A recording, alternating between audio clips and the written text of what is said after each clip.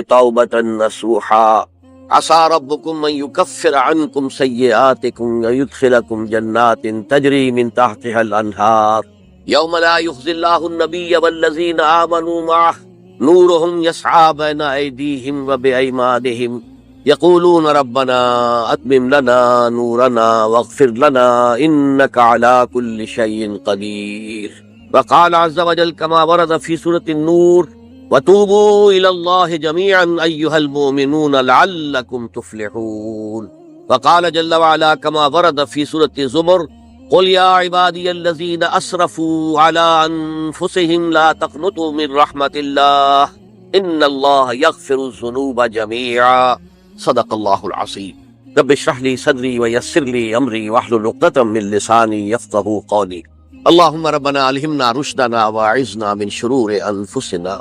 اللهم أرنا الحق حقا وارزقنا اتباعه وأرنا الباطل باطلا وارزقنا اجتنابه.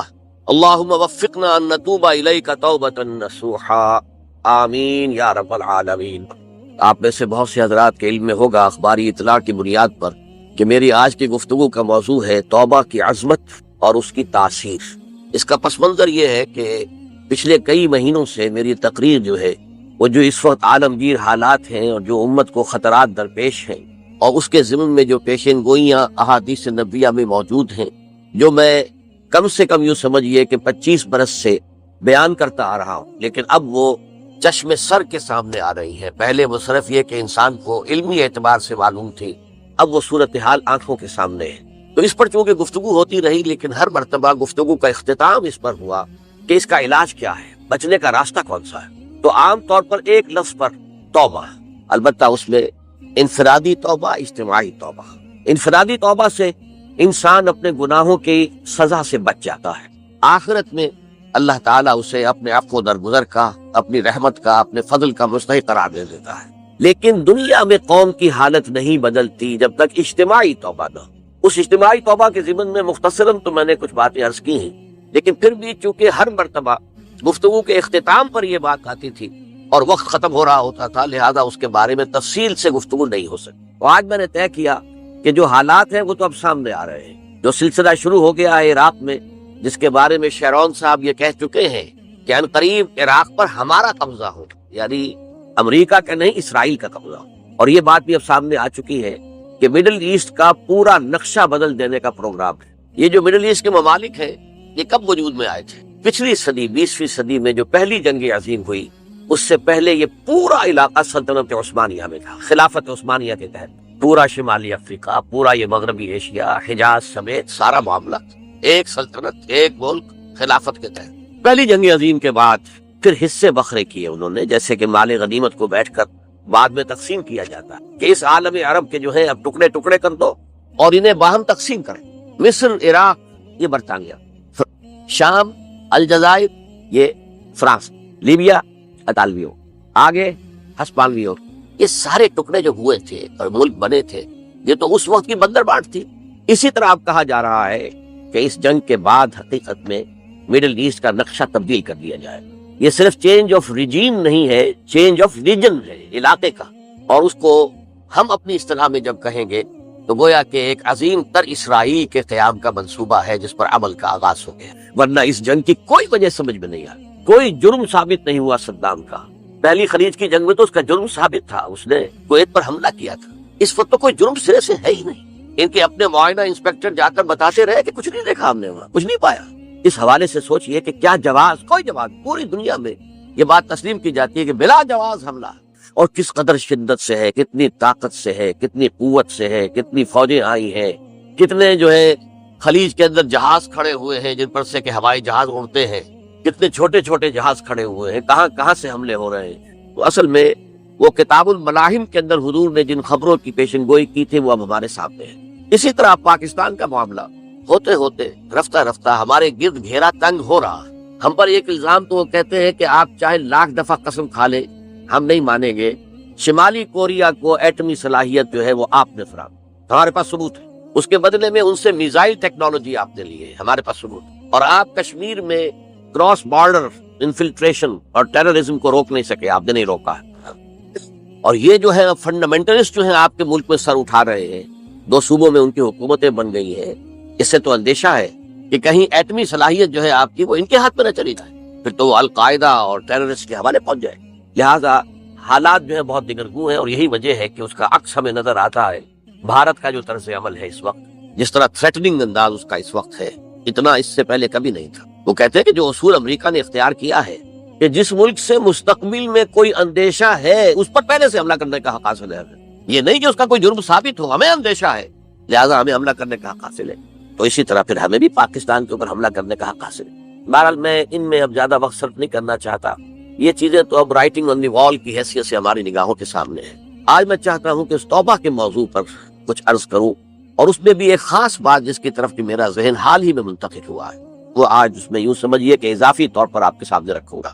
دیکھیے، توبہ کے بارے میں قرآن مجید میں بے شمار آیات ہیں، اور توبہ جو ہے ہماری دینی تعلیمات کا ایک اہم ستون ہے۔ میں نے ابھی صرف 3 مقامات سے آیات آپ کو سنائی ہیں۔ یا ایھا الذین آمنوا توبوا الی اللہ توبۃ نصوحا، اہل ایمان اللہ کی جناب میں توبہ کرو خلوص کے ساتھ، اخلاص کے ساتھ۔ توبۃ النصوح، زبانی کلامی نہیں، توبہ کی تسبیح نہیں، بالفعل تو عسیٰ ربکم ان یکفر عنکم سیئاتکم، امید ہے تمہارا رب تمہاری برائیوں کو تم سے دور کر دے گا۔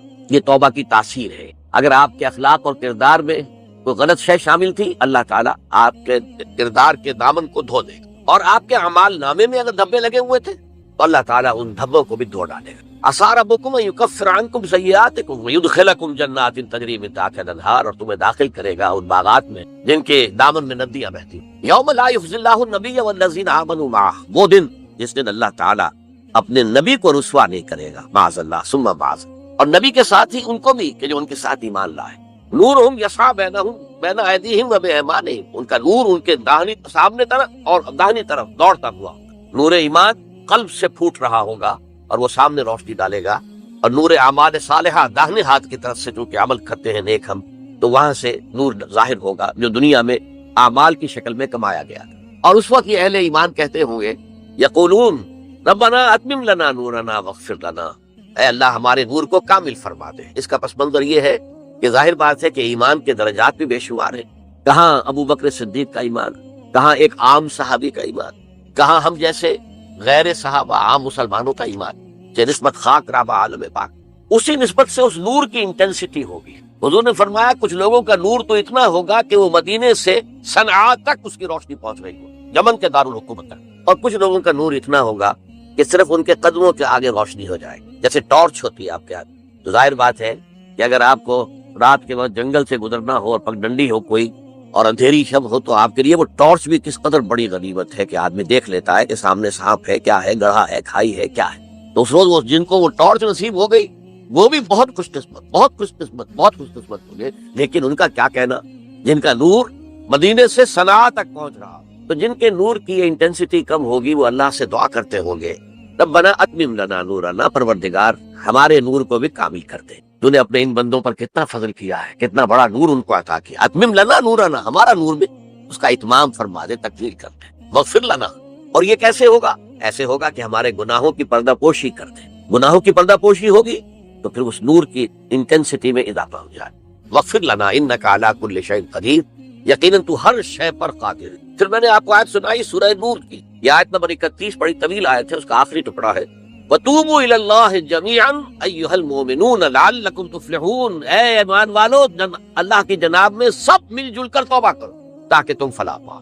یہ گویا کہ اجتماعی توبہ کا جو میں نے آپ کے سامنے اصطلاح بیان کی ہے، یہ اس کا نقشہ ہے۔ اور ایک اور آیت جو میں نے آپ کو سنائی سورہ زمر کی آیت نمبر 53، بعض لوگوں پر کچھ مایوسی طاری ہو جاتی ہے، ہم اتنے عرصے سے گناہ کرتے چلے آ رہے ہیں، کیسے معافی ہوگی، کیسے ممکن ہے، کیسے چھٹکارا ملے گا؟ ایسے لوگوں کے لیے ان کے اطمینان کے لیے، ان کی دلجوئی کے لیے، ان کی تسلی کے لیے یہ آیت عظیم ترین آیات میں سے قرآن مجید۔ قل یا عبادی الذین اسرفوا علی انفسہم، اے نبی کہہ دیجئے اے میرے وہ بندو جنہوں نے اپنی جانوں پر ظلم کیا ہے، ظلم اٹھایا ہے، زیادتی کی، تم گناہ کرتے رہے ہو تو اپنی جان پر ظلم کیا ہے، میرا تو کچھ نہیں بگاڑا۔ اللہ تو غنی ہے، اس کی تو سلطنت میں کوئی کمی نہیں آتی۔ ایک حدیث قدسی میں الفاظ آئے ہیں، میرے بندو اگر تم سب کے سب، اولکم و آخرکم و انسکم و جنکم، تمام انس و جن اور اولین سے لے کر آخرین تک کسی بدترین انسان جیسے فاسق و فاجر ہو جائیں، سب ابلیس بن جائیں، تب بھی میری سلطنت میں کوئی کمی نہیں ہوگی۔ اور اگر تم سب کے سب اولین و آخرین اور انس اور جن سب مل کر جو متقی ترین انسان ہو سکتا ہے ویسے بن جاؤ، ابو بکر صدیق بن جاؤ، تب بھی میری سلطنت میں کوئی اضافہ نہیں ہو۔ تو اللہ تعالیٰ کا تو کچھ بگڑتا نہیں ہے، انسان گناہ کرتا ہے تو اپنا نقصان ہے۔ قل یا عبادی الذین اسرفوا علی انفسہم، کہہ دیجئے اے نبی، اے میرے وہ بندو جنہوں نے اپنی جانوں پر ظلم کیا ہے، ستم کیا ہے، ظلم ڈھایا ہے، لا تقنطوا من رحمت اللہ۔ میں آج بعض حدیثیں اس موضوع پر آپ کو سناؤں گا، عجیب چشم کشا حدیثیں ہیں۔ میں نے چونکہ اس موضوع پر گفتگو کرنی تھی تو میں نے کچھ اس مرتبہ احادیث کا تفحص کیا، تو واقعہ یہ ہے کہ بعض احادیث پڑھ کر خود میری جو ہے میرے علم میں اضافہ ہوا، ادھر میری توجہ آج تک نہیں گئی تھی۔ لا تقنطوا من رحمت اللہ، اللہ کی رحمت سے مایوس مت ہو۔ ان اللہ یغفر الذنوب جميعا، اللہ تعالیٰ تمام کے تمام گناہ معاف کر دے۔ اللہ تعالیٰ کی قدرت ہے، اللہ کا اختیار ہے، اللہ کا فیصلہ ہے، لہذا مایوس نہ ہو، اصلاح کرو۔ احادیث تو میں بعد میں آپ کو سناؤں گا، اس سے پہلے اس کا فلسفہ سمجھ لیجئے اصل میں کیا ہے۔ دیکھیے، ایک ہے طبیعی اعمال، فزیکل، ان کا ہم دنیا میں اصول یہ دیکھتے ہیں کہ اس کے نتائج لازمی ہوتے ہیں اور اسے چھٹکارا نہیں مل سکتا۔ آپ نے سنکھیا کھایا ہے تو مریں گے، چائے کھانے کے بعد آپ نے خودکشی کا ارادہ کیا، سنکھیا کھا لیا، اب چاہے آپ پر ندامت ہو، پشیمانی ہو، پریشانی ہو، توبہ کرے، آپ کو بچنے کا کوئی سوال نہیں، مرنا ہی مرنا۔ اللہ یہ کہ اللہ تعالیٰ جو ہے اپنی معجزانہ کسی قدرت سے اس عمل کا جو طبعی نتیجہ ہے اس کو نکلنے سے روک دے۔ آگ کی فطرت ہے کہ وہ جلاتی ہے، اللہ کے حکم کے تحت حضرت ابراہیم کو اس نے نہیں جلایا، یا نار کونی بردن وسلام علی ابراہیم، لیکن یہ ہمیشہ نہیں ہوتا، یہ تو ایک دفعہ ہو گیا بس۔ اللہ جب چاہے اب بھی کر سکتا ہے، لیکن یہ روز روز نہیں ہوتا۔ روز روز جو بھی فزیکل لاز ہیں وہ چل رہے ہیں، اگر وہ نہ چلے تو کوئی سائنس پاسبل ہی نہ ہو، کوئی ٹیکنالوجی ممکن ہی نہ ہو۔ یہ تو ان فزیکل کیمیکل لاز جو ہے ان کا دوام ہے کہ جس کی وجہ سے یہ ساری سائنس اور ٹیکنالوجی اب کہاں سے کہاں پہنچ رہی ہے کہ عروج آدم خاکی سے انجم سہمے جاتے ہیں کہ یہ ٹوٹا ہوا تارا کہیں مہی کا عمل نہ بن جائے۔ تو یہ توبہ جو ہے فزیکل اعمال میں مفید نہیں ہے، چاہے آپ پر یہ احساس میں کیا کر بیٹھا، کیا میں نے کیا، کیوں میں نے کھا لیا، یہ سن کیا، تو توبہ اثر کرے۔ جو اخلاقی اعمال ہے ان کا قانون یہ نہیں ہے، اخلاقی اعمال کے نتائج ختم ہو جاتے ہیں توبہ کے ساتھ۔ یہ ایک بہت بڑا قانون ہے، بہت بڑا قانون۔ ایسا نہیں ہے کہ کسی گناہ سے انسان کی فطرت میں کوئی ایسی مستقل کجی واقع ہو جائے کہ جس کی اصلاح کی کوئی صورت ہی نہ ہو، یہ نہیں ہے۔ بڑے سے بڑے گناہ، بڑے سے بڑے گناہ توبہ کرو، خلوص سے دل سے کرو، جو اس کے اصول ہیں، جو اس کے قواعد ہیں، جو اس کے ضوابط ہیں، جو اس کی شرائط ہیں، ان کو پورا کرو۔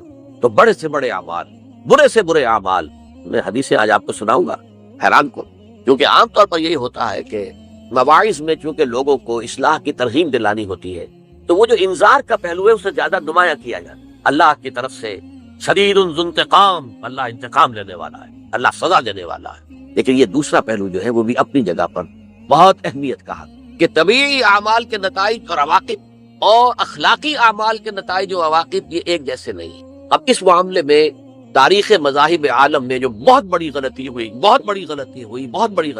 تورات میں حضرت آدم اور حوا علیہ السلام سے جو غلطی اور خطا ہو گئی تھی، آپ اندازہ کیجئے کیا مقام اللہ نے عطا کیا تھا، سارے فرشتوں کو ان کے سامنے سجدہ کروا دیا تھا، اور ایک ہی حکم تو دیا تھا نا کہ اس درخت کے قریب نہ جانا، اور تو ابھی کوئی شریعت نہیں تھی، کوئی لمبے چوڑے احکام نہیں تھے، کھاؤ جہاں سے چاہو، اس ایک درخت کے پیچھے پاس نہ جانا، وَلَا تَقْرَبَا هَٰذِهِ الشَّجَرَةَ فَتَكُونَا مِنَ الظَّالِمِينَ، اور وہی کام کر بیٹھے حضرت آدم اور حضرت حوا علیہ السلام۔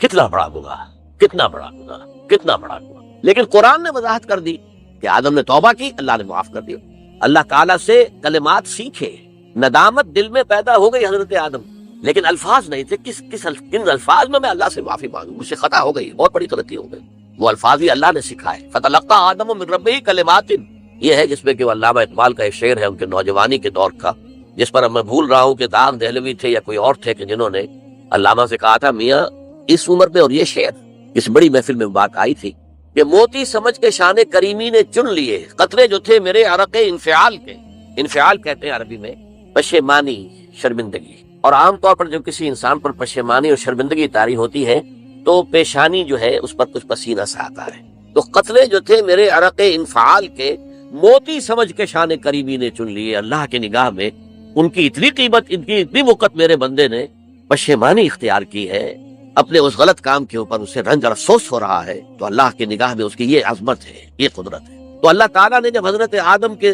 دل میں وہ پشیمانی پیدا ہو گئی تو الفاظ نہیں تھے، کن الفاظ میں؟ ہم کہتے ہیں نا کہ مجھے سمجھ نہیں آ رہا کہ میں کس منہ سے آپ سے بات کروں، میں میری یہ حیثیت نہیں ہے میں کن الفاظ میں اپنی جو ہے خطا کا اعتراف کروں. تو اللہ نے وہ کلمات خود سکھا دیے. فَتَلَقَّىٰ آدَمُ مِن رَبِّهِ كَلِمَاتٍ فَتَابَ عَلَيْهِ إِنَّهُ هُوَ التَّوَّابُ الرَّحِيمُ. یہ چیز کہیں تورات جب دوبارہ مرتب ہوئی ہے تو وہ نکل گئی، اس میں رہ گئی، باقی اس میں شامل نہیں. یہ تاریخی اعتبار سے جان لیجئے، تورات جو ہے وہ آج سے 2500 بلکہ 2600 برس قبل سے دنیا سے غائب ہے. یہ تورات کا جو نسخہ تھا یروشلم میں 587 قبل مسیح میں جب نبوکدنضر نے، شاید آج کل آپ دیکھ رہے ہوں، یہ عراق کی جنگ میں عراق کے جو خاص ڈویژنز ہیں عراقیوں کے، ریپبلکن گارڈز کے، ان میں سے ایک کا نام جو ہے وہ نبوکدنضر ڈویژن ہے، ایک کا حمورابی ڈویژن ہے. حمورابی جو ہے عراق کا بہت پرانا بادشاہ تھا اور تاریخ انسانی میں سب سے پہلا قانون اس نے مرتب کیا. حمورابی یہ بہت پرانی تہذیب ہے، دنیا کی غالباً سب سے زیادہ اینشنٹ تہذیب جو ہے وہ عراق کی. حضرت ابراہیم یہی پیدا ہوئے شہر عور میں. تو نبوکدنضر نے جب تباہ کیا تھا یروشلم کو، 6 لاکھ آدمیوں کو قتل کیا اور 6 لاکھ کو قیدی بنا کر لے گیا بیبیلونیا. بابل کا لفظ بھی آج کل آ رہا ہے. کسی زمانے میں وہ عظیم شہر تھا دنیا کا، اب وہ معمولی سا شہر رہ گیا ہے، نئے شہر بڑھ گئے. تو اس وقت سے اس نے جب یروشلم میں جو ہیکل سلیمانی حضرت سلیمان کی بنائی ہوئی مسجد تھی اس کو جب گرایا ہے، اس کے بعد سے وہیں پر وہ نسخہ رکھا ہوا تھا تورات کا. پھر دنیا میں وہ نسخہ اب نہیں ہے. یہودیوں کا کہنا ہے کہ موجود ہے مسجد اقصی کے نیچے، وہ جب اس نے گرایا تھا تو جو نیچے تہخانے تھے وہ نہیں گرے تھے، وہ محفوظ رہتے، اوپر ملبہ آ گیا اور وہیں پر وہ تورات اور وہ تابوت سکینہ جس میں حضرت موسیٰ کا عصا بھی رکھا ہوا ہے اور بہت سے وہ من اور سلوہ کے بھی کچھ نمونے رکھے ہوئے ہیں، وہ تابوت سکینہ اس کا قرآن مجید میں سورہ بقرہ میں ذکر ہے، وہ بھی موجود ہے. اور جو ربائی وہاں اس وقت تھے ان کے علماء، ان کی لاشیں بھی وہاں پڑی ہوئی ہے. وہ جب ہم کھدائی کریں گے تو دنیا میں سامنے آئے. لیکن بہرحال اس وقت جو مجھے کہنا تھا وہ یہ کہ چونکہ اصل تورات اس وقت گم ہو گئی، 150 سال کے بعد اسے پھر یادداشتوں سے کچھ مرتب کیا گیا تو اس میں غلطیاں پیدا ہو گئی. اب انسانی یادداشت کا معاملہ آ گیا. انہی میں سے ایک بڑی غلطی یہ ہوئی، اومیشن یہ ہوئی کہ حضرت آدم نے جو توبہ کی اور اللہ نے قبول فرما لیا، اس کا ذکر اس میں نہیں ہے. اس سے نتیجہ عیسائیوں نے کیا اختیار کیا کہ وہ اوریجنل سن کہتے ہیں اسے، وہ جو ابتدائی گناہ تھا عظیم جو ہمارے جد امجد آدم سے سرزد ہوا تھا، اس گناہ کا اثر جو بھی بچہ نسل آدم میں پیدا ہوتا ہے وہ لے کر آتا. یہ زمین و آسمان کا فرق ہے. اسلام کے نزدیک ہر بچہ جو پیدا ہوتا ہے وہ معصوم ہے بلکہ مسلم ہے. کل مولود یولد علی الفطرہ، جو بھی بچہ پیدا ہوتا ہے وہ فطرت اسلام پر پیدا ہوتا ہے. فَأَبَوَاهُ يُهَوِّدَانِهِ أَوْ يُمَجِّسَانِهِ أَوْ يُنَصِّرَانِهِ، یہ تو والدین ہیں اس کے جو اسے مجوسی یا عیسائی یا یہودی بنا لیتے ہیں، ورنہ وہ تو مسلمان ہوتا ہے، فطرت کی کلین سلیٹ لے کر آتا ہے. عیسائیت کہتی ہے ہر انسان جو پیدا ہوتا ہے بنیادی طور پر گناہگار ہے، اپنے جد امجد کے گناہ کا بوجھ لے کر آ رہا ہے. اب اس کا علاج انہوں نے پھر کیا تجویز کیا، یہ ہے کہ ایک غلطی پر دوسری غلطی اور دوسری پر تیسری غلطی. خشت اول چونے حد معمار کج، تاثریہ بھی روا دیوار کج. اب اللہ نے جب دیکھا اب تو ہر بندہ جو ہے آدم کی اولاد کا بنیادی طور پر پیدائشی طور پر گناہگار ہے، تو اب کیا کیا جائے؟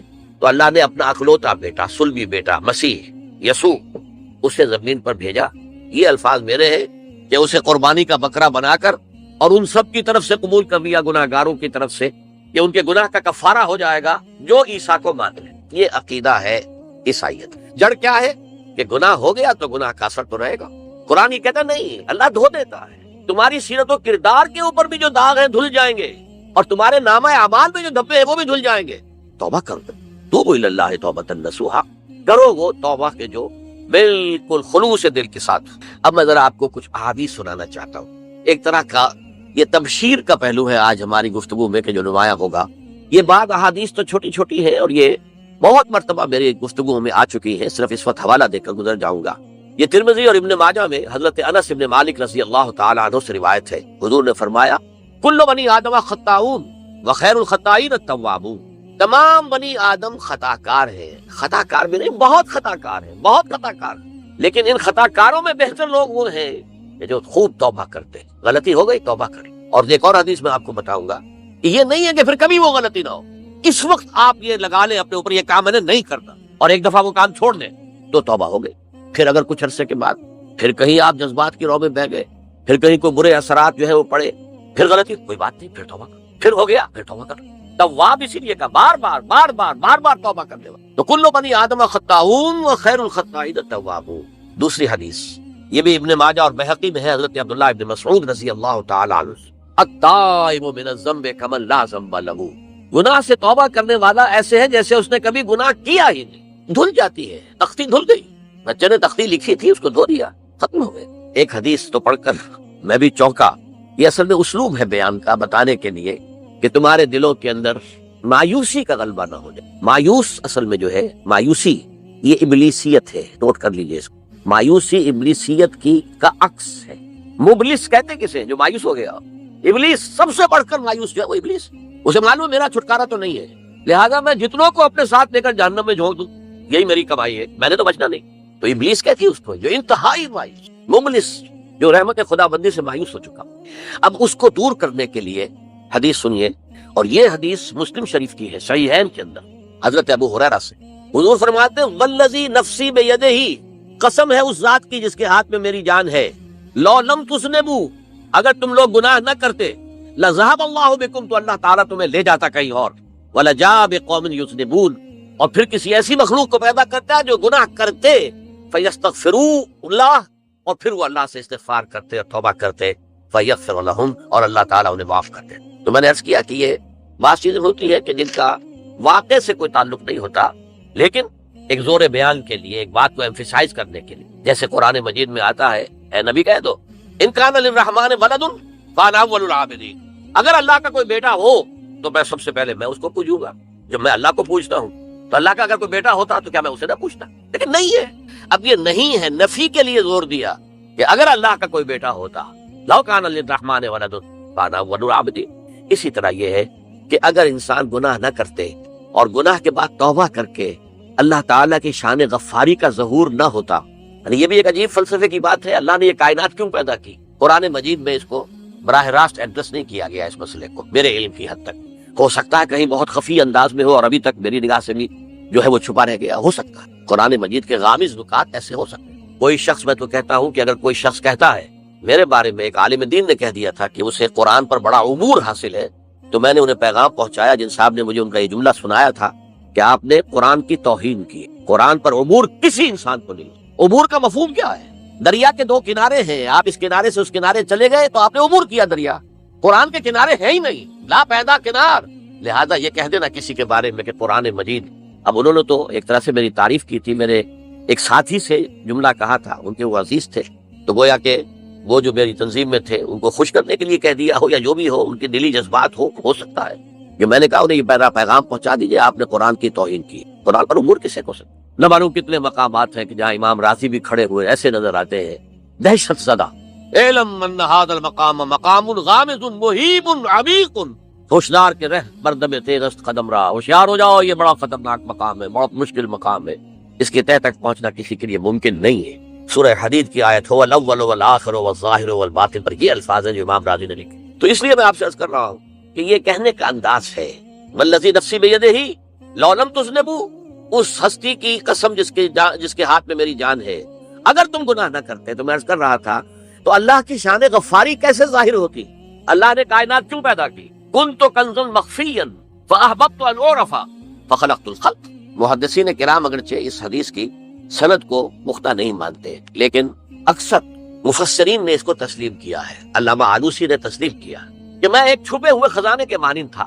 اب خزانہ کہیں پڑا ہے، اس کا کیا حاصل کیا ہے؟ وہ تو کہیں کھلے، کسی کے پاس جائے، کوئی اسے فائدہ اٹھائے تب تو کو فائدہ ہوا۔ تو کنت کنزا مخفیا، میرے اندر طاقت تھی، قوت تھی، خلاقی تھی، میری شان ساری میرے اندر ہی اندر تھی نا۔ کنت کنزا مخفیا فاحببت ان اعرف، تو میں نے یہ چاہا کہ مجھے پہچانا جائے، فخلقت الخلق، تو میں نے خلق کی تخلیق کی ہے، اب مجھے پہچانو اس کائنات کے ذریعے سے، یہ میری تخلیق ہے، آؤ دیکھو۔ ایک مصور اپنی تصویروں کی نمائش لگا، دیکھو میرے شاہکار، آؤ دیکھو، یہ میرے فن کے کمال کے نمونے، آؤ دیکھو۔ تو یہ ہے سب، دیکھو زمین آسمان، ان فی خلق السماوات والارض واختلاف اللیل والنہار والفلک التی تجری فی البحر بما ینفع الناس وما انزل اللہ من السماء من ماء فاحیا بہ الارض من بعد موتها، یہ ساری آیات ہیں، غور کرو۔ اور اسی لیے انسان کو پیدا کیا جس میں یہ فیکلٹی آف اپریسیشن، اللہ کے حسن و جمال و کمال کو پہچاننے کی صلاحیت ہے، ورنہ ظاہر بات ہے کہ یہ جمادات کیا پہچانیں گے اللہ کو، یہ پہاڑ کیا پہچانے گا اللہ کو؟ اللہ کو پہچاننے کی صلاحیت انسان میں ہے۔ تو یہ چونکہ ایک فلسفہ ہے باقاعدہ کہ اللہ نے تعالیٰ، اسی سے میں کہہ رہا ہوں اگر گناہ نہ ہوتا اور پھر توبہ نہ ہوتی اور میں اس کو معاف نہ کرتا تو میری شان غفاری کا ظہور کیسے ہوتا؟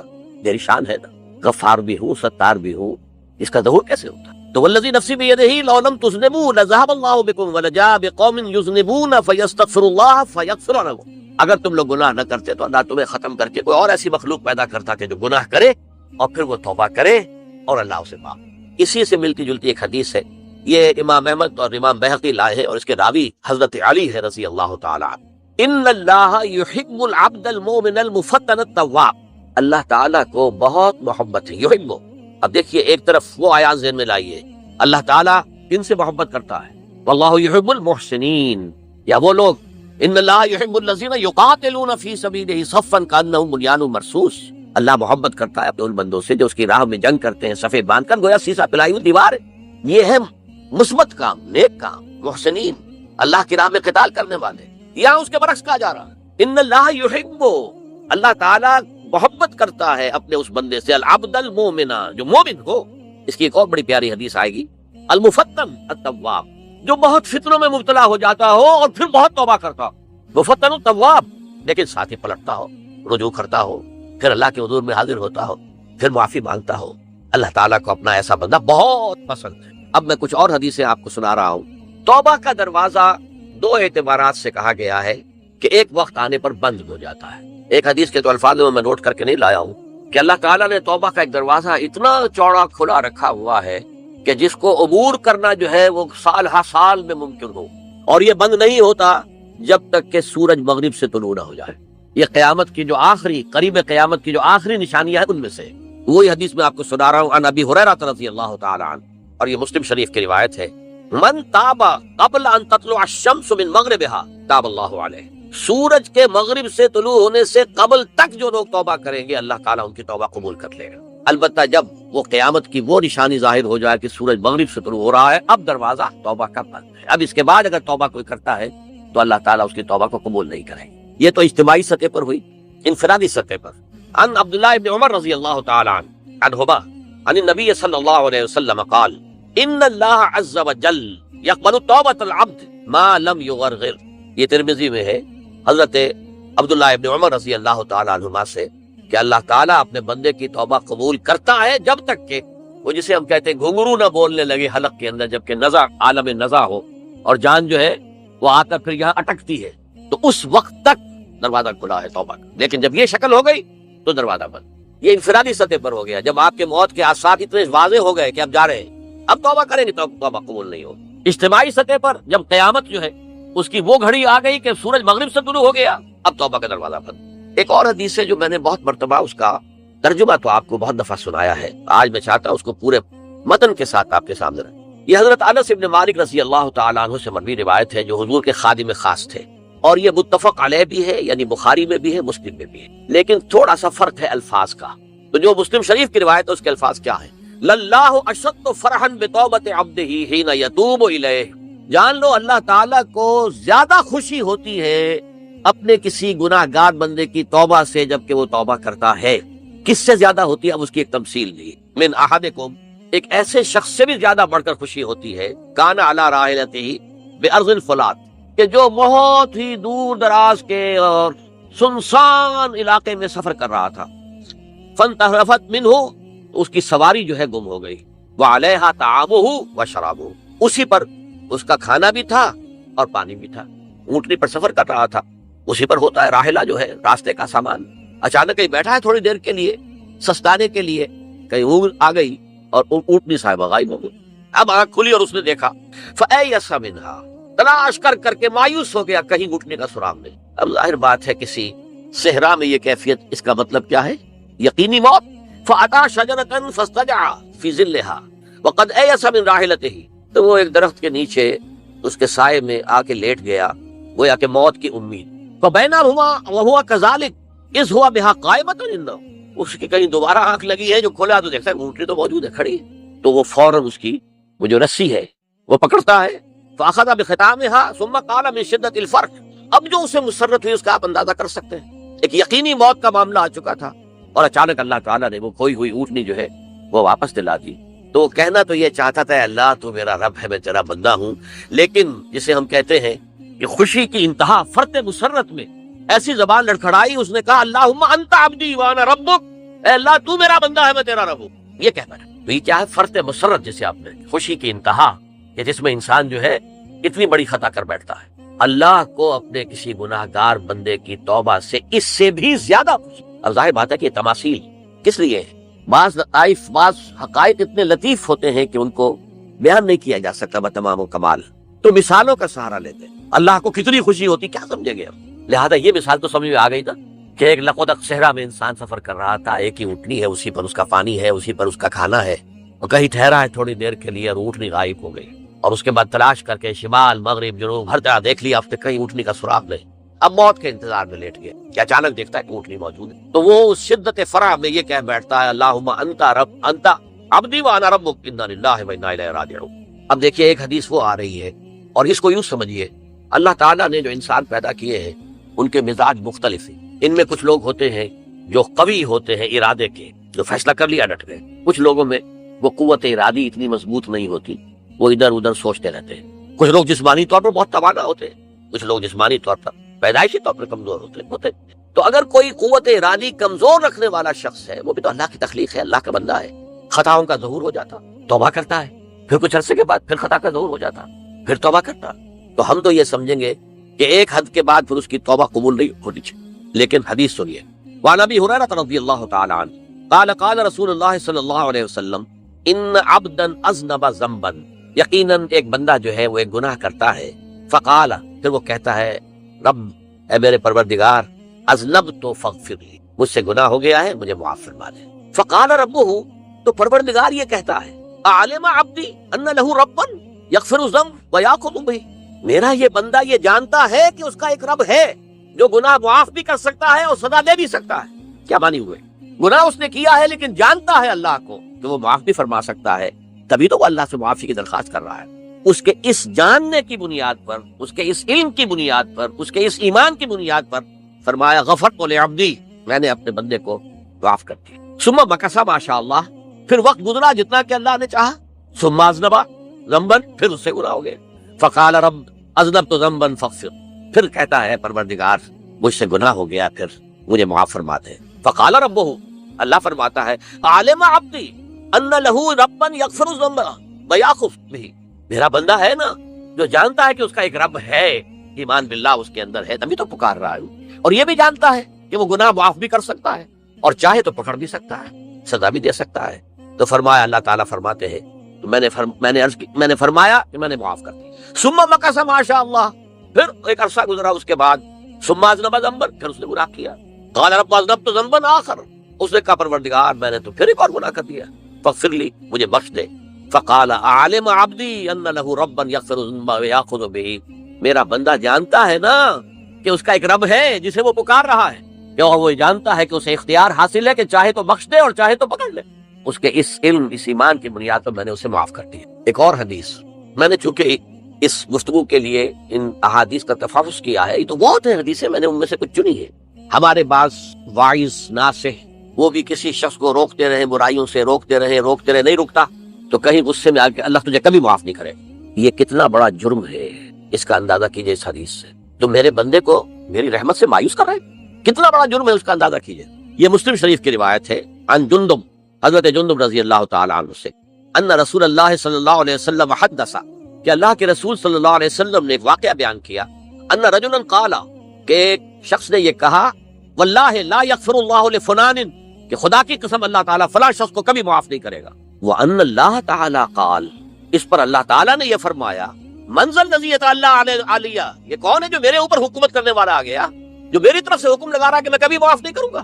من ذا الذی، کون ہے وہ شخص، الذی یتعالی علیہ انی لا اغفر لفلان، کہ میں فلاں شخص کو کبھی معاف نہیں کروں گا، قد غفرت لفلان، اس کو تو میں نے معاف کر دیا، واحبطت عملہ، اس شخص کے تمام اعمال میں نے ضائع کر دیے کہ تم نے میرے بندے کو مایوس کیا۔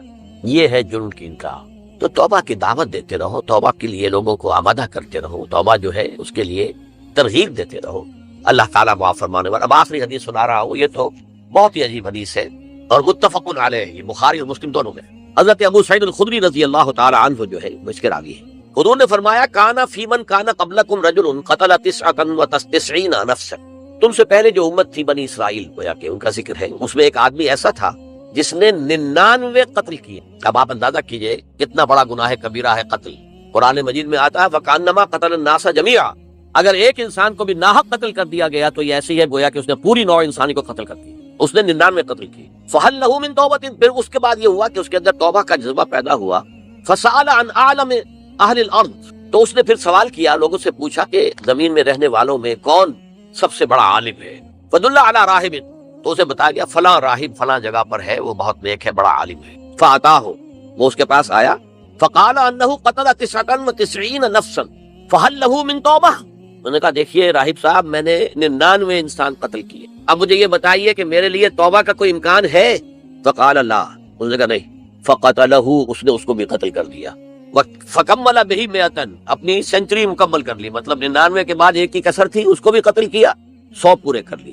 ثم سأل عن عالم اہل الارض، پھر اس نے پوچھا کوئی اور کوئی بڑے عالم انسان ہو؟ فدل علی رجل عالم، پھر اس کی رہنمائی کی گئی ایک بڑے عالم شخص کی طرف۔ فقال انہ قتل 100 نفس، تو اس نے وہاں جا کر کہا کہ میں 100 انسان ہلاک کر چکا ہوں، قتل کر چکا ہوں۔ فہل لہ من توبہ، میرے لیے توبہ کا کوئی امکان ہے؟ فقال نعم، اس نے کہا کیوں نہیں، 100 قتل کیے تب بھی کیا ہے، توبہ کا راستہ دروازہ کھلا ہوا ہے، معلوم یغرغر، جب تک کہ وہ گنگنو نہیں بج رہا اس وقت تک تمہارے توبہ کا دروازہ کھلا ہوا ہے۔ فرمایا نعم، ومن یحول بینہ وبین التوبہ، تمہاری توبہ کے درمیان اور تمہارے درمیان کون حائل ہو سکتا ہے، توبہ کا دروازہ کھلا ہے۔ لیکن ساتھ ہی کہا انطلق الی ارض کذا و کذا، اب تم ایسے کرو جہاں تم رہتے ہو وہاں نہ جاؤ واپس، وہاں کا ماحول اچھا نہیں ہے، معاشرہ اچھا نہیں ہے، ہو سکتا ہے کہ تم توبہ پر قائم نہ رہ سکو، تم فلاں جگہ چلے جاؤ، وہاں اچھے لوگ آباد ہیں، ان میں جا کر رہو۔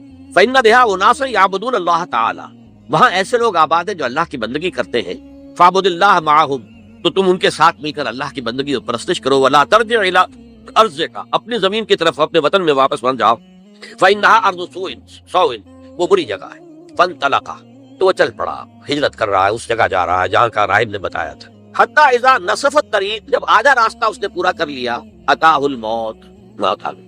فاختصمت فیہ ملائکۃ الرحمت و ملائکۃ العذاب، اب وہ جہنم کے فرشتے بھی آ گئے اس کی جان قبض کرنے کو، اور جنت کے بھی آ گئے۔ فقالت ملائکۃ الرحمہ، رحمت والے جو فرشتے ہیں جنت والے، انہوں نے کہا جا تائبا مقبلا بقلبہ اللہ تعالی، یہ شخص توبہ کر کے اللہ تعالیٰ کی طرف ہجرت کر رہا تھا، اس لیے اس کی نیت کی بنیاد پر اب یہ جنتی ہے، لہذا اس کی روح ہم قبض کریں۔ وقالت ملائکۃ العذاب، اور وہ جو عذاب والے فرشتے ہیں وہ کہیں گے انہ لم یعمل خیرا قط، تو نے توبہ کے بعد کوئی نیک عمل تو کیا ہی نہیں، تو کس بنیاد پر اس کو تم جنت میں لے جاؤ گے، اس کو تو دوزخ میں جانا چاہیے۔ فاتاہ ملک فی صورت آدمی، تو ان کے پاس اللہ نے ایک اور فرشتے کو بھیج دیا آدمی انسانی شکل کے اندر۔ فجعلوا بینہم، تو ان فرشتوں نے کہا بھائی ہمارا فیصلہ کرا دو، اس کی روح ہم لینا چاہتے ہیں یا ہم لینا چاہتے ہیں، انہیں حکم بنا لیا۔ فقال قیسوا ما بین الارضین فإلی ایتہما کان اقرب، کہ تم فاصلہ ناپ لو جہاں سے وہ چلا ہے اور جہاں جا رہا تھا، اور یہاں اس کی موت ہو رہی ہے، تو کون سا فاصلہ زیادہ ہے۔ جب ناپا گیا، بلکہ ایک حدیث میں آتا ہے کہ اس پر اللہ نے زمین کو جو ہے حکم دے دیا، ایک طرف والی زمین تو سکڑ جا، دوسری والی جو ہے تو پھیل جا، تاکہ وہ جو جدھر جو جا رہا تھا وہ زیادہ قریب ہو جائے بنسبت اس کے کہ جہاں سے وہ چلا تھا۔ تو اس فیصلے پر پھر جو فرشتے تھے جو کہ رحمت کے فرشتے تھے وہ اس بندے کو لے گئے جنت کے۔ یہ ہے توبہ کی عظمت اور اس کی تاثیر۔ اب آئیے اجتماعی توبہ کا طریقہ کار جو میں نے بہرحال بیان کیا ہے، پہلے افراد توبہ کریں اور صحیح توبہ کریں۔ صحیح توبہ کیا ہے؟ ہماری زندگیوں میں کوئی حرام شے ہے فوراً نکال باہر، ہماری معاشرت میں اور اس معاشرے میں رہتے ہوئے جو قانون ہے جس کے ہم پابند ہیں، ہم کسی زانی کو رجم نہیں کر سکتے، ناممکن ہے، یہ تو قانون ہی بنے گا تب ہوگا نہیں۔ ہم کسی چور کا ہاتھ نہیں کاٹ سکتے، تو قانون بنے گا تو ہوگا۔ تو ہم جن چیزوں پر عمل نہیں کر سکتے قانوناً، ان کے علاوہ باقی پوری شریعت جس پر عمل کیا جا سکتا اس پر عمل پیرا۔ سود میں بند نہیں کر سکتا، بینکوں کو میں آگ نہیں لگا سکتا، اور بینکوں کو آگ لگا دیں گے تبھی سود تو ختم نہیں ہوگا، لیکن یہ تو کر سکتا ہوں نا کہ براہ راست سود میں ملوث نہ ہوں، سود پر قرضہ لے کر اپنا کاروبار نہ چمکاؤں، نہ بڑھاؤں، سود پر قرضہ لے کر اپنے مکان نہ اونچا کروں، یہ تو کر سکتا ہوں۔ تو کم سے کم جو ڈائریکٹ کسی نے قانون نہیں بنایا کہ لازم ہے آپ پر کہ آپ سودی قرضہ لیں اور اپنی بلڈنگ عالی شان بنا لیں، کسی نے نہیں کی، یہ اگر کر رہے ہیں تو آپ مجرم ہیں۔ آپ کے معاشرے میں کوئی قانون نہیں بنا کہ پردہ ختم، برقع حرام، مثل یہ ترکی میں تو کر دیا گیا تھا برقع حرام، وہاں تو سر کو اوپر جو ہے ڈھانپنا جو ہے، سکارف لینا بھی ممنوع ہے، یہاں تو نہیں ہے۔ پھر یہاں جنہوں نے چھوڑا ہے مجرم خود ہے۔ یہاں تو اللہ کا شکر ہے کوئی ایسا مصطفیٰ کمال پیدا آج تک نہیں ہوا ہے کہ جس نے ان چیزوں کا حکم دیا۔ ہاں ترغیب ہے، ذرائع ابلاغ کے ذریعے سے، فحاشی ہے، عریانی ہے، لیکن چوز آپ خود کرتے ہیں، فیصلے کا اختیار آپ کا اپنا ہے۔ تو جن چیزوں کے اندر بھی گناہ سے بچنے کا امکان ہے اس کو عملاً ترک کیا جائے، اور نمبر 2 عزم مصمم کر لیا جائے کہ اللہ اب بقیہ زندگی جتنی بھی ہے اس میں اپنی توانائیاں، اپنی قوتیں، اپنی صلاحیتیں صرف کروں گا تیرے دین کی تبلیغ اور تیرے دین کے قائم کرنے کی جدوجہد۔ عزم مصمم۔ یہ لوگ اگر 14 کروڑ میں 14 لاکھ بھی ہو جائیں، بہرحال 2-4 کی توبہ کرنے سے ملک کی قسمت نہیں بدلتی، معتدل تعداد کے اندر جو ہے یہ لوگ اگر ایسے ہو جائیں اور پھر یہ کہ وہ مل کر اگر زور لگائیں تو واقعتاً اس ملک کے اندر شریعت اسلامی کا نفاذ ہو سکتا ہے، اللہ کا نظام قائم کیا جا سکتا ہے۔ یہ ملک بنایا اسی لیے گیا تھا۔ تو یہ توبہ کا جو ہے اجتماعی توبہ کا یہ پوری تفصیل تو میں بارہا بیان کر چکا ہوں۔ آج جو میں نے کہا تھا کہ ایک بات کی طرف میرا ذہن حالیہ منتقل ہوا ہے، اس سے پہلے نہیں ہوا۔ یہ توبہ کرنے والے لوگ جب تک 14 لاکھ نہیں ہیں، 1400 ہی ہوں، لیکن یہ اگر دعا کریں گے اللہ تعالیٰ کے خلوص کے ساتھ تو ان کی دعا قبول ہوگی۔ دعا بہت بڑی ہے، الدعاء مخ العبادہ، ٹھیک ہے؟ بڑا لمبا راستہ لگتا ہے یہ کہ 14 لاکھ انسان توبہ کرے یا 2 لاکھ یا 3 لاکھ انسان توبہ کرے، صحیح معنی میں توبہ کرے، اور پھر وہ جمع ہو، ایک طاقت بنے، تن من دھن لگانے کے لیے، جانے دینے کے لیے تیار ہو جائے۔ تو لگتا ہے یہ کہ کافی لمبا ہے کہ دراز و دور دیدم رہو رسم پارسائی، یہ تو بڑا لمبا راستہ ہے۔ اسی سے لوگ کہتے ہیں کہ پھر کیا حل ہوا؟ یہ تو حل جو ہے تو کوئی عملی حل تو نہیں ہوا۔ اس میں میرا ذہن منتقل ہوا ہے دعا، اجیب دعوت الداعی اذا دعان امن یجیب المضطر اذا دعا۔ بھلا وہ کون ہے جو کسی مضطر کسے کہتے ہیں؟ ایک شخص نہایت پریشان حال ہو گیا ہو، نہایت پریشان حال، اور میں اللہ کو پکارے، پروردگار تو میری دستگیری فرما۔ اللہ کسی اور طرف مجھے کوئی توقع نہیں رہی، کوئی نہیں رہا جس سے مجھے کوئی امید ہو۔ یہ مضطر اضطرار کی حالت میں آ کر جب بالکل بے چین ہو کر اللہ کو پکارتا ہے تو اللہ اس کی دعا قبول کرتا ہے۔ اور دعا کی حد یہاں تک بھی آتے ہیں الفاظ کہ لا یرد البلاء قضاء الا بالدعاء۔ تقدیر الہی کو بھی اس لیے 2 حصوں میں تقسیم کیا گیا، تقدیر مبرم، ایک تو اللہ کا وہ فیصلہ ہے جو ٹل نہیں سکتا کسی صورت میں، ایک تقدیر معلق ہوتی ہے تو صحیح اللہ کا فیصلہ لیکن اس میں تبدیلی ہو سکتی ہے۔ یہ جو تقدیر معلق ہوتی ہے اس میں دعا انتہائی مؤثر شے ہے۔ لا یرد البلاء الا لا یرد القضاء الا بالدعاء، قضا جو ہے وہ نہیں بدل سکتی سوائے دعا کے۔ اس دعا کی تو کم سے کم ہم منادی کریں، لیکن پہلے شرط وہی ہے، ورنہ وہ دعا نہیں ہے، ورنہ وہ توبہ نہیں ہے۔ توبہ صحیح ہو، حرام سے اپنے وجود کو، اپنے گھر کو پاک کرے، اس کے بغیر کچھ نہیں۔ اس کے بغیر تو جیسے کہ کہا گیا سورہ مائدہ میں، قل یا اہل الکتاب لستم علی شیء حتی تقیموا التوراۃ والانجیل، اے نبی ان سے کہہ دیجئے اے اہل کتاب تمہاری کوئی حیثیت اللہ کی نگاہوں میں نہیں ہے، تمہاری کوئی دعا اللہ کے ہاں قابل پذیرائی نہیں ہے جب تک کہ تم تورات اور انجیل کو قائم نہیں کرو۔ لہذا دعائیں تو نہ بنو۔ 30 لاکھ آدمی جو ہے حج کے موقع پر کیسی کیسی دعائیں مانگتے ہیں، کہاں جا رہی ہیں دعائیں؟ یہ کہاں ہیں ان کی قبولیت کے آثار؟ توبہ صحیح ہو، اور توبہ کے بارے میں آج میں نے امکانی حد تک آپ کے سامنے آج ترغیب و تشویق کا پہلو رکھا ہے۔ مایوسی اس کو کہا بھی جاتا ہے، مایوسی کفر ہے، اور میں نے آپ سے کہا آج لا تقنطوا من رحمت اللہ ان اللہ یغفر الذنوب جميعا۔ 99 قتل کیے ہوں، 100 قتل کیے ہوں، تب بھی توبہ کرو گے تو اللہ توبہ قبول فرمائے، اور کس شان کے ساتھ قبول فرمائے گا اس حدیث کے اندر آیا، متفق علیہ حدیث صحیح بخاری اور صحیح مسلم کے اندر ہے۔ تو اگر ہم اس توبہ کی منادی کریں نمبر 1، اور جو لوگ توبہ کریں صحیح معنی میں، ایک طرف تو وہ جدوجہد شروع کر دیں اللہ کے دین کے قائم کرنے کی جدوجہد، اس میں پیچھے نہ رہے، لیکن اس اسنا میں جو دعائیں وہ کریں گے، اللہ تو نے یہ ملک ہمیں عطا کیا تھا، ہم نے اپنے زور بازو سے اسے نہیں حاصل کی، یہ سلطنت خدا داد پاکستان، اور اے اللہ اے خاص ہے خاصان رسول وقت دعا ہے، امت پہ تیری آ کے عجب وقت پڑا ہے۔ میں اپنے احساسات جو ہیں آپ کے سامنے الفاظ میں بیان نہیں کر سکتا۔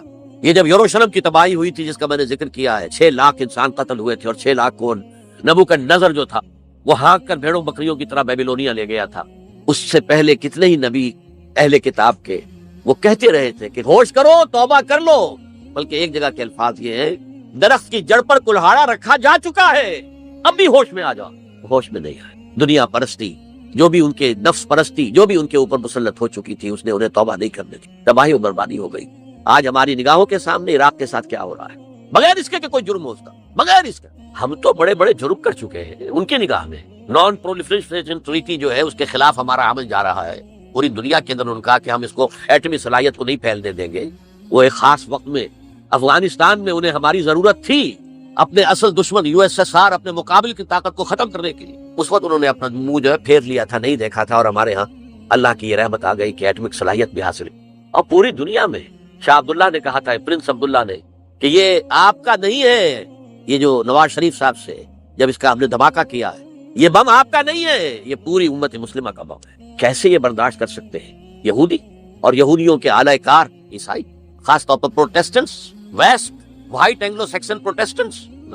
تو سمجھ لیجئے کہ پاکستان کی جڑوں پر بھی تیشہ رکھا جا چکا. یہ میرے احساسات کی اس سے کم میں تعبیر ہو نہیں سکتی، لیکن اب بھی امکان ہے، اب بھی امکان ہے. توبہ کرو، توبہ کراؤ، مل جل کر طاقت بنو، کوشش کرو کہ یہاں اسلام کا نظام آ جائے. اور اس اسنا میں بھی دعا کرو اللہ تعالیٰ سے کہ اللہ ہمیں مہلت عطا فرما دے، ہمیں کچھ اور مہلت عطا فرما دے، اے اللہ ہمیں کچھ اور مہلت عطا فرما دے. بارک اللہ لی ولکم فی القرآن العظیم ونفعنی وإیاکم بالآیات والذکر الحکیم.